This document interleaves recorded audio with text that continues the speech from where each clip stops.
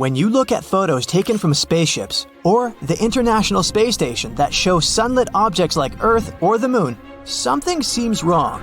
Space looks too empty. No magical scenery of a nighttime sky full of stars. It would be incredibly boring to go stargazing in space, since the sky is always dark.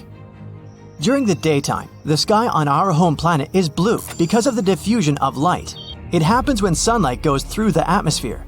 But if you were on the Moon or somewhere else in space, there would be no atmosphere to spread this light around. That's why the sky there would always appear black. But it doesn't mean less bright out there. If you were looking out the window of the space station, you'd see just as much direct sunlight as you would gazing out of your apartment window during a cloudless day, maybe even more. When taking a picture on a sunny day, you'll probably use a short exposure, together with the narrow aperture setting on your camera. This way, just a short burst of light will get in. That's similar to how our pupils contract in sunlight so that they don't have to deal with too much light. And since it's just as bright up there in space, the process is the same when you take pictures of sunlit objects there. Using short exposure, you can get good, bright pictures of Earth or the surface of the Moon. But it also means there will be no stars in the picture. Even up there, stars are relatively dim. They don't emit enough light to show up in photos taken with such settings. Our home planet has a blue sky that slowly transforms into a beautiful orange-red palette at dusk and dawn. But if you ever get a chance to watch a sunset on Mars, you should expect the opposite, an orange-brown daytime sky that gets a bluish tint at sunset. First of all, Mars is farther away from the Sun than our planet. So, when you're looking at the Sun from the Martian surface, of course, it looks fainter and smaller. And not just that, the Sun observed from Mars is just a bluish-white dot surrounded by a blue halo. The thin atmosphere of the red planet contains large dust particles. They create an effect called scattering. It occurs when the diameter of particles in the atmosphere is almost the same as the wavelength of the scattered light. This effect filters out the red light from the Sun's rays. So, only the blue light would reach your eyes on Mars. How come Earth doesn't have rings? All gas giants in our solar system, Jupiter, Saturn, Uranus, and Neptune, have such rings, whereas the rocky planets Mercury, Venus, Earth, and Mars don't. There are two theories about how rings can appear around a planet. They might be just some material left from the times when the planet was forming, or they may be the remains of a moon that got destroyed by a collision with some space body, or torn apart by the strong gravitational pull of its parent planet. The gas giants formed in the outer regions of our solar system, while all the rocky planets are in the inner part. So maybe the inner planets were more protected from potential collisions that could have formed their rings. There are also more moons in the outer regions of our solar system, which could be another reason why the planets there have rings. Also, bigger planets have stronger gravity. It means that they can keep their rings stable after they form. Some experts believe Earth used to have a ring system a long time ago. A Mars-sized object might have collided with our home planet, which probably created a dense ring of debris around it. Some scientists think that this debris formed not a ring, but what we know today as the Moon. There's probably a giant planet lurking at the edge of the solar system, far beyond Neptune. Scientists call this mysterious hypothetical world Planet 9. If it does exist, it's probably similar to Uranus or Neptune and 10 times more massive than our home planet. It's likely to circle around the Sun, but in the outer reaches of the solar system, about 20 times farther than Neptune. Another interesting theory says that Planet 9 could actually be a black hole the size of a grapefruit that warps space in a similar way a large planet would. Even though we once thought it was a rare substance in space, water exists all over our solar system. For example, you can often find it in asteroids and comets. It's also in craters on the Moon and Mercury. We still don't know if there's enough water to support potential human colonies if we decide to move there, but some amount of water is definitely present there. Mars has water at its poles too. It's mostly hidden in the layers of ice and probably under the planet's dusty surface. Europa, Jupiter's moon, has some water too. This is the most likely candidate we know about to host life outside Earth. There's probably a whole ocean of liquid water under its frozen surface. It might actually contain twice as much water as all of Earth's oceans combined. Neptune is unexpectedly warm, even though it's 30 times as far from the Sun as our planet and receives less sunlight and heat. But it still radiates way more heat than it gets. It also has way more activity in its atmosphere than you'd suspect, especially if you compare it to its neighbor, Uranus. Both of these planets emit the same amount of heat, even though Uranus is much closer to the Sun. No one knows why. Neptune has extremely strong winds that can reach a speed of up to 1,500 miles per hour. Can they produce this heat? Or maybe it's because of the planet's core, or its gravitational force? There's a monster black hole hurtling through space at a speed of 5 million miles per hour. Scientists located it with the Hubble Space Telescope. They believe it weighs as much as 1 billion suns. It was supposed to stay put in the center of its home galaxy, but some gravitational forces are pushing it around. At one point, this black hole is going to break free from its galaxy and continue roaming the universe. Luckily, it's still 8 billion years away from us. Solar storms are so powerful that they could leave us in complete darkness. Back in July 2012, the strongest solar storm in over 150 years narrowly missed Earth. Coronal mass ejections, or CMEs, are large bubbles of ionized gas. They tore through our orbit back then. If they had caught our planet in the crosshairs, we would have literally been in the firing line. We'd have faced solar matter hurtling towards Earth, damaging computers and causing power outages that would have lasted for months. A surprise solar storm hit us on June 25, 2022. One photographer even managed to capture stunning bright auroras that flashed across the dawn sky in Calgary, Canada, and lasted for 5 minutes. They were caused by the storm. Vampire stars are a real thing.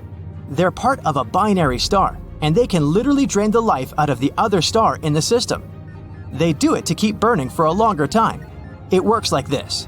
A smaller star with a lower mass steals its sibling's hydrogen fuel to increase its own mass. This vampire star then becomes hotter. Plus, its color changes to striking blue. This way, it looks much younger. How sneaky. The color of the universe is dubbed cosmic latte. The light coming from our galaxies and stars within them, as well as clouds of gas and dust in the observable universe, have a specific color.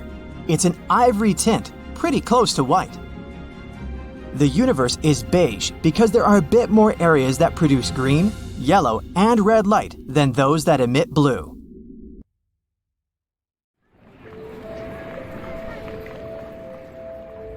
At a distance of 640 light-years from the Sun, scientists discovered planet WASP 76b, where it rains iron. The planet is very close to its Sun and always turn to it in the same side. The term is tidally locked. The temperature on the sunny side is so high that metals melt and evaporate there. The other half of the planet is cool enough so that metals condense again and fall down as rain. Speaking of tidal locks, our moon is the same way. There's no dark side to our satellite, it's just always turned to us with one side. When the moon happens to be in between the Earth and the Sun, what we call its dark side becomes brightly lit. We just can't see it from our planet. Figures. A recent study claims that the moon has a tail, and every month it wraps around our planet like a scarf. A slender tail made up of millions of atoms of sodium follows Earth's natural satellite, and our planet regularly travels directly through it. Meteor strikes blast these sodium atoms out of the moon's surface and further into space. You won't believe it, but the moon seems to be shrinking. Earth's natural satellite is now 150 feet smaller than it used to be hundreds of millions of years ago. The reason for this phenomenon might be the cooling of the moon's insides. It could also explain the quakes shaking the surface of our planet's natural satellite. Astronomers have recently found out that Mars is seismically active. Marsquakes occur there on a regular basis. For several days every month, the moon remains between the Sun and our planet. That's when Earth's gravity picks up that sodium tail.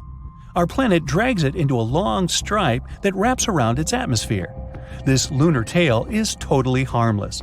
It's also invisible to the human eye, 50 times dimmer than what you can perceive. But on those rare days, high-powered telescopes can spot its faint yellowish glow in the sky. The tail looks like a gleaming spot that's 5 times the moon's full diameter. Turns out there are plenty of planets in the universe, and even in the Milky Way galaxy, that have liquid or frozen water on them. The closest one is within our solar system. It's Europa, one of Jupiter's moons. Scientists are almost sure that underneath its frozen surface there's an actual ocean of water. But it's too soon to be hyped about possible life on such planets. Liquid water is only one of many things that have to come together for life to appear on a planet.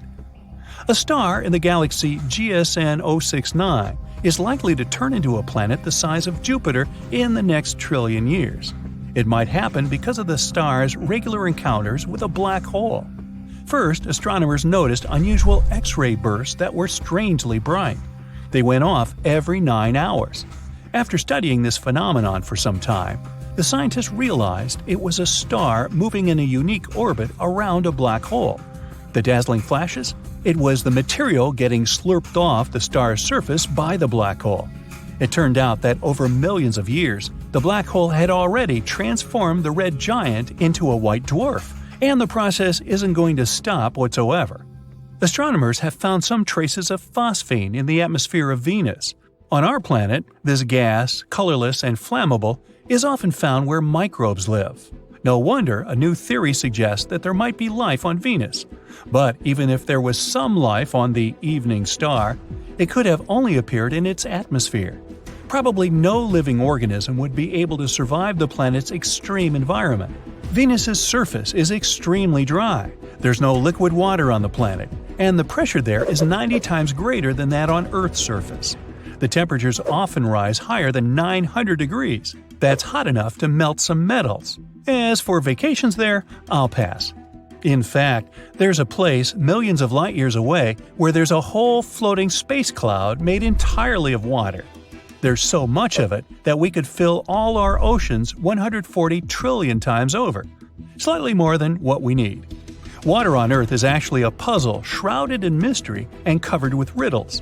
The most popular theory is that it was brought to our planet by icy comets and asteroids that left behind not only mighty craters, but the liquid substance thanks to which we can now thrive. But in space, there's a whole lot of organic matter, and under specific conditions, it could yield so much water it would be enough to fill our oceans thousands of times over.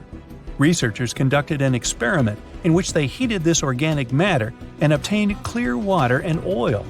If this is confirmed in future studies, it could mean that even oil appeared on Earth not only thanks to fossilized remains of living beings, but came from outer space as well. And yet, there might just be about 6 billion Earth-like planets in the Milky Way galaxy alone. The latest data has shown that every 5th Sun-like star can have at least one planet in its habitable zone. And not just any planet, mind you. It has a rocky core and surface, and it's of comparable size to the Earth. Being inside the habitable zone of its star, such a planet would have high chances of becoming home to living creatures, microbes at least. And if there are billions of these planets in our galaxy, you could safely say that at least one of them is not only habitable, but inhabited already. And now, multiply this by the number of galaxies in the universe, also considering that many of them are much bigger than the Milky Way. This gives us billions upon billions of Sun-like stars and Earth-like planets, and some of them are surely more like ours than others. And get this, we might be able to walk upright because of supernova explosions. About 2.5 million years ago, a supernova sent cosmic rays to our planet. They triggered a series of electrical storms in the Earth's atmosphere, which turned into thunderstorms. Those in turn caused wildfires in Northeast Africa, where our earlier ancestors lived. Fires turned the forest area into a savanna, the atmospheric pressure changed, and our ancestors had to stand on 2 legs to survive. The biggest explosion since the Big Bang was registered in 2019. This happened in the Ophiuchus cluster, which unites thousands of galaxies. According to scientists, the blast was equal to 20 billion, that's 18 zeros, megaton explosions happening once a millisecond for 240 million years. I'll have to trust that. My math is not that good. In 2019, NASA's InSight lander, whose goal was to study the interior of Mars, registered the first Marsquake ever. These quakes were coming fast, about 2 per day. Most of them were tiny. You wouldn't even feel them if they happened on our planet. So far, more than 300 Marsquakes have been detected. Those are the first quakes on any space body other than Earth and the Moon. Another mysterious phenomenon discovered by the mission was bizarre magnetic pulses. They occurred every midnight around the lander. It's still unclear what those pulses were. Maybe after midnight they're going to let it all hang out, or something. Pluto's atmosphere rises much higher above the surface of the dwarf planet than, let's say, Earth's. It also has more than 20 layers, all of them freezing cold and extremely condensed. Remember the asteroid that wiped out the dinosaurs on Earth? Hey, I wasn't around then, but who could forget? There might have been another space show that ended badly for at least 75% of all life on our planet in the past. Roughly 360 million years ago, a supernova explosion occurred about 65 light-years away from us, and the cosmic rays sent by it swept away the ozone layer of our pretty blue ball. Wow, tough neighborhood. Many people would like to fly into space. Zero gravity, a stunning view of Earth from one side, and the boundlessly frightening black area from the other. Yeah, it's all cool. But don't forget that this journey can turn into a nightmare. Lack of oxygen, floating in outer space and staying in a spaceship for a long time without understanding when you can return home. This last thing happened to a Russian cosmonaut. His stay in space is one of the longest in the world. 33-year-old flight engineer Sergey Krikalev spent 311 days in zero gravity on the Mir space station. But that's not the most interesting part of this story. Sergey's long journey began on May 18, 1991. That day, he boarded a transport ship and went into space to the Mir space station. On May 20th, the docking with the station was completed. There, together with another engineer, Sergey performed his space duties. They went on spacewalks several times, did repairs, took care of the station, and conducted scientific experiments. When you have company and a lot of work, living in space is not so hard. But things got worse on the day when Sergey was supposed to return home. According to the plan, the mission should have lasted for 5 months. A new astronaut was supposed to replace the old ones. The transport ship had finally docked with the station. But on October 10th, only one astronaut returned to Earth. Sergey was left alone at the Mir station. He continued to work as the sole flight engineer of the crew. The station couldn't remain empty. They had to send someone to replace Sergey. He wasn't ready for such a long stay in space. He hadn't trained for it. But there was no choice. He couldn't just leave the station. 1 month passed. They informed Sergey that he would return home soon, but something happened that no one expected. They contacted Sergey and said he couldn't return, since the country that promised to bring him home no longer existed. During this time, a big crisis began in Russia. The cosmonaut's return was impossible, since no one had the money for it. Just imagine Sergey's condition. You are hundreds of miles from home in black outer space, completely alone, and have no idea how many days you have left to be there. The days passed slowly, weeks, then a month passed. It would have been much easier if being in space was not harmful to your health. But in conditions of zero gravity, the human body takes serious damage. First, it's a weakening of the muscles. The body doesn't receive the necessary load it needs, and the muscles are constantly in a relaxed state, leading to dystrophy. Yes, astronauts do a set of exercises every day, but this is not enough to keep the body in shape. In addition to muscles, bones begin to weaken and a person becomes weak. Even after 6 months of such a life, any astronaut needs a long time to get back into their previous shape after returning home. Also, there's a lot of radiation in space, which is dangerous for people. It comes from several sources at once. The main radiation comes from the sun. On Earth, we're protected from it, thanks to the planet's magnetic field. Almost all radiation accumulates in the upper atmosphere and doesn't reach us. This accumulation of radiation in the atmosphere is also bad for astronauts. But the worst radiation is the galactic one. It comes from distant stars and galaxies and has a powerful effect on all living things. Radiation provokes many unfavorable conditions and destroys the body at the cellular level. Now, all spaceships and the ISS are equipped with shields and coatings that reflect radiation, but still, it doesn't provide 100% protection. In space, the astronauts' immune system changes. There are no conditions under which immunity could improve. It seems that there's nothing wrong with the absence of many bacteria and microbes, but the body's defense is weakening. A person becomes more vulnerable to microbes that can be brought by another astronaut. You also have serious food restrictions. Food in tubes doesn't contain as many useful vitamins as it does in natural products. Without vitamins, the body weakens even more. And sometimes, astronauts have to go on spacewalks, which aren't easy.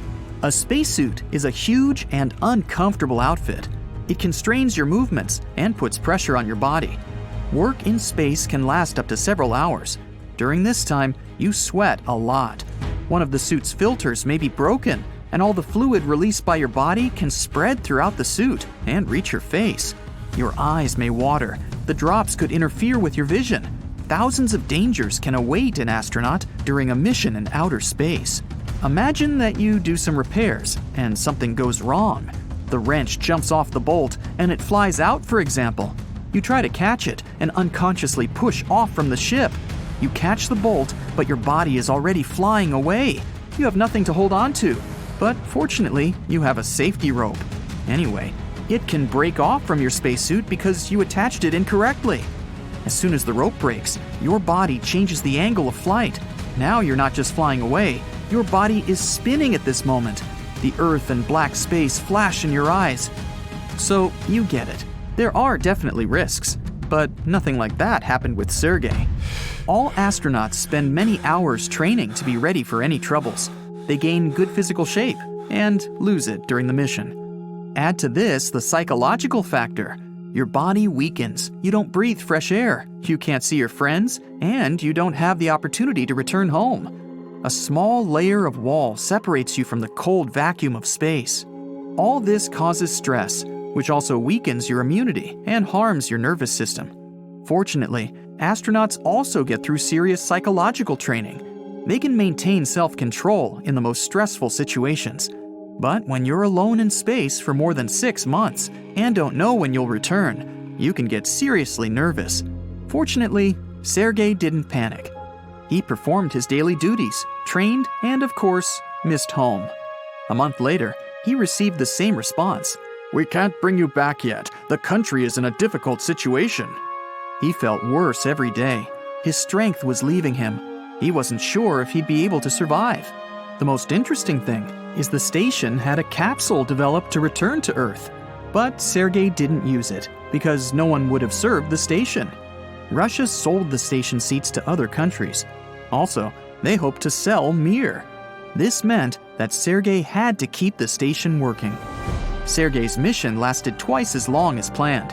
As a result, he spent 10 months, or 311 days, in space and set a world record. During this time, he flew around the Earth about 5,000 times. Finally, he received the long-awaited message. He's coming home. Germany paid about $24 million for a ticket to the station. They were going to replace the astronaut. Krikalev got into the capsule and flew to Earth. Many people were waiting for his return down there. The cosmonaut landed, and everyone rushed to help him. He looked very thin, sweaty, and exhausted. 4 men helped him out of the capsule. They helped him stay on the ground, gave him a fur coat, and brought a bowl of broth. It seemed that such a flight would leave an imprint on his life forever. But the cosmonaut's mood was excellent. 2 years later, he went into space again and became the first Russian cosmonaut to fly on a NASA shuttle. And 2 years later, he was one of the first to live on the ISS. In 2005, he made his 6th and last flight. He went to the ISS, where he spent about 6 months, after which he returned home on the lander. After this flight, he set a world record for the total duration of stay in space, at 803 days. Only 10 years later, someone managed to break that record, but that's a different story.